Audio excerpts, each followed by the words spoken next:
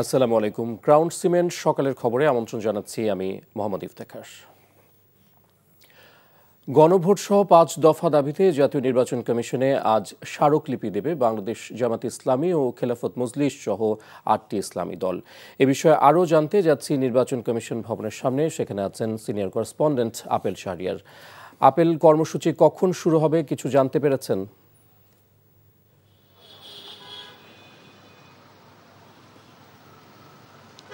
জুলাই জাতীয় সনদ বাস্তবায়ন, গণভোট সহ 5 দফা দাবিতে আজকে জামাতে ইসলামী এবং খেলাফত মজলিস সহ যে কয়েকটি রাজনৈতিক দলের কর্মসূচি রয়েছে তা শুরু হবে 10:30টার দিকে। আগারগাঁও মেট্রো রেলের সামনে জামাতে ইসলামী নেতাকর্মীরা অবস্থান নেবেন এবং সেখান থেকে মিছিল নিয়ে এই কমিশনের দিকে তারা আসবেন এবং একই সঙ্গে পঙ্গু হাসপাতালের সামনে খেলাফত মজলিসের নেতাকর্মীরা অবস্থান নেওয়ার কথা রয়েছে এবং সেখান থেকে তারাও আসবেন।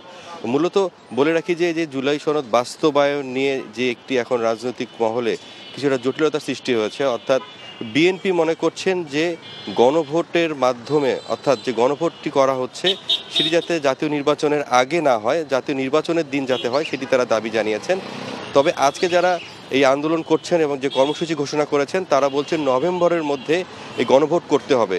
অর্থাৎ জুলাই সনদ যে বাস্তবায়ন প্রক্রিয়ার মধ্যে এখন যেটি রয়েছে, অর্থাৎ জাতীয় ঐক্যমত্য কমিশন যে প্রধান উপদেষ্টার কাছে যে বাস্তবায়নের জন্য যে প্রস্তাব দিয়েছেন, অর্থাৎ যে 84টি সংস্কার প্রস্তাব রয়েছে তার মধ্যে 48টি হচ্ছে সংবিধান সম্পর্কিত। এই 48টি সংবিধান সম্পর্কিত যে প্রস্তাব দেওয়া হয়েছে সেটি বাস্তবায়ন আসলে গণভোটের মাধ্যমে করা হতে পারে বলে সুপারিশ করা হয়েছে ঐক্যমত্য কমিশনের পক্ষ থেকে। অর্থাৎ এখন এই যে সুপারিশগুলো কিভাবে বাস্তবায়ন হবে, যেহেতু গণভোটের কথা বলা হয়েছে, এখন এই যে আজকে যারা কর্মসূচি হাতে নিয়েছেন তারা বলছেন সেটি যাতে নভেম্বরের মধ্যে হয় এবং বিএনপি সহ অন্যান্য রাজনৈতিক দল মনে করছেন যে নভেম্বরে অর্থাৎ জাতীয় নির্বাচনের আগে যদি এটি করা হয় তাহলে জাতিগতভাবে একটি বিভাজন সৃষ্টি হবে। এই জন্য তারা চাচ্ছেন যাতে নির্বাচনের দিনই যাতে এটি করা হয়। অর্থাৎ এখন আমি নির্বাচন কমিশনের ভবনের সামনে অবস্থান করছি, যেহেতু 10:30টার দিকে কর্মসূচি শুরু হবে এবং কর্মসূচি ঘিরে যাতে কোনো ধরনের অনাকাঙ্ক্ষিত ঘটনা না ঘটে, বিশৃঙ্খলা না হয়, এই জন্য আইন শৃঙ্খলা রক্ষাকারী বাহিনী কঠোর অবস্থানে রয়েছেন। দর্শক, এতক্ষণ জানছিলাম ইসলামী দলগুলোর কর্মসূচির খবর।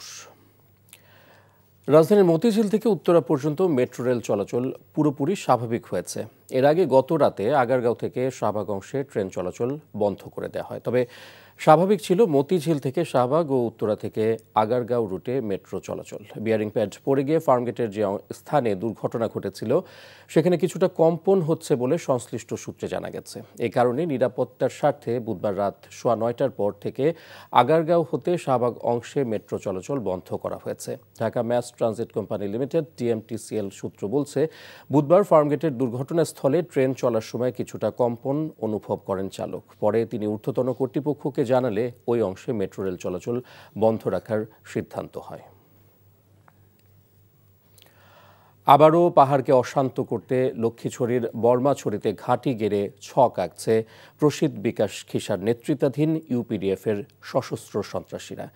সম্প্রতি ওই এলাকায় অস্থায়ী বেস ক্যাম্প স্থাপন করে অভিযানও চালিয়েছে সেনাবাহিনী, কিন্তু কৌশলে নারী ও শিশুদের মানব ঢাল হিসেবে ব্যবহার করে সামাজিক যোগাযোগ মাধ্যমে উল্টো মিথ্যা গুজব ছড়াচ্ছে ইউপিডিএফ। খাগড়াছড়ি থেকে আবু তাহের মোহাম্মদের তথ্যচিত্রে ইমরুল কায়েসের ডেস্ক রিপোর্ট।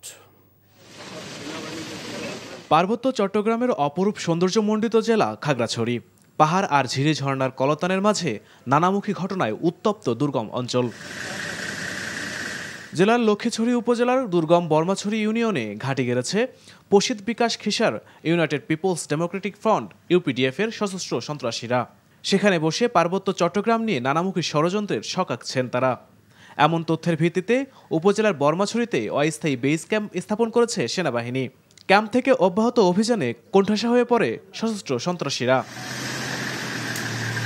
সেনাবাহিনী জানায়, অভিযানে কোণঠাসা হয়ে পড়ায় ইউপিডিএফ স্থানীয় আর্য কল্যাণ বন বিভাগের জায়গা দখলের অভিযোগ তুলে সেনা ক্যাম্প প্রত্যাহারের দাবিতে বিক্ষোভ সমাবেশ করিয়েছে। শুধু তাই নয়, সেনাবাহিনীর বিরুদ্ধে সামাজিক যোগাযোগ মাধ্যমে ছড়ানো হচ্ছে নানা গুজব। ইউপিডিএফ তারা সোশ্যাল মিডিয়ায় বিভিন্ন ধরনের গুজব রটিয়ে মিছিল এবং একটা সমাবেশের আয়োজন করে। এই জায়গা সম্পর্কে যেটা যতটুকু আমরা জানতে পারলাম, বিস্তারিত যতটুকু জানা গেল যে এটা একটা রিজার্ভ ফরেস্টের জায়গা। সেনাবাহিনী সবসময় জনসাধারণের সাথে ছিল, সাথে থাকবে।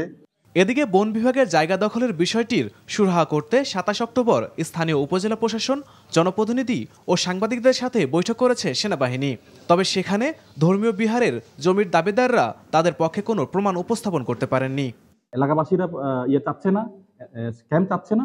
যে কোনো সময় আমরা বিহারে বান্তাদেরকে খাওয়া দাওয়া দেখাশোনা করতে হয়। অধিকার যদি এখানে যদি ক্যাম্প হয় রাস্তার পাশে, আসা করতে আমাদের সমস্যা হবে।